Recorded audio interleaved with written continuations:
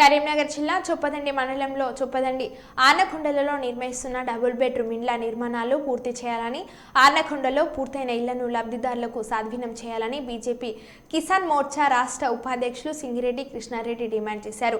బుధవారం రోజున కరీంనగర్ బీజేపీ జిల్లా ప్రధాన కార్యదర్శి బత్తుల లక్ష్మీనారాయణతో కలిసి ఆనకొండ డబుల్ బెడ్రూమ్ ఇండ్లను ఆయన పరిశీలించారు. అనంతరం ఏర్పాటు చేసిన విలేకరుల సమావేశంలో మాట్లాడుతూ గత పాలకులు నిర్లక్ష్యం వలన చొప్పదండి ఆనకొండలలో డబుల్ బెడ్రూమ్లు నిర్మాణం పూర్తి కాక వినియోగంలోకి రాక వెచ్చించిన 14 కోట్ల రూపాయల ప్రజాధనం బూడిదలు పోసిన పన్నీరుగా మారిందన్నారు. చొప్పదండిలో 169 డబుల్ బెడ్రూమ్ ఇండ్ల నిర్మాణం అంతర్గతంగా ఆగిపోయిందని, గత 8 నెలలుగా డబుల్ బెడ్రూమ్ రూమ్ల పురోగతి గురించి రివ్యూ చేయడానికి జిల్లా మంత్రికి రికాం దొరకడం లేదని, కలెక్టర్కి సమీక్ష చేయడానికి సమయం ఉండకపోవడం ఏమిటని శోచనీయమని అన్నారు.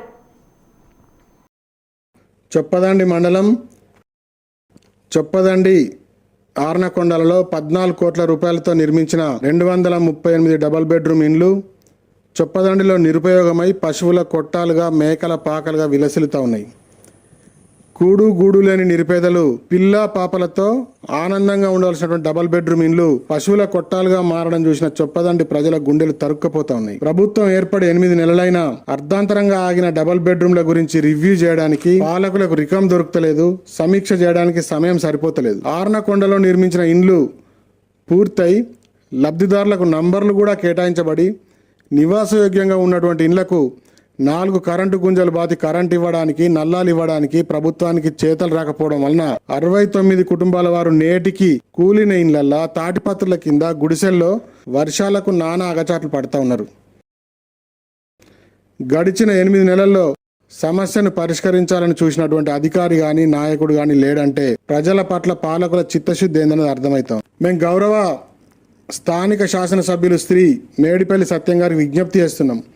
మీరు తక్షణం 15 రోజులలో ఆర్నకొండ డబల్ బెడ్రూమ్లకు కరెంటు సౌకర్యం కల్పించి ఈ నిరుపేదలకు గృహప్రవేశం చేయించాలని, అదేవిధంగా చొప్పదండిలో నిలిచిపోయిన డబల్ బెడ్రూమ్ నిర్మాణాలను సమీక్షించి పనులు ప్రారంభించే విధంగా చర్యలు తీసుకోవాలని, లేని పక్షంలో 240 కుటుంబాల పక్షాన భారతీయ జనతా పార్టీ ప్రత్యక్ష ఆందోళనకు సిద్ధంగా ఉందని సవినయంగా మనవి చేస్తూ ఉన్నాం.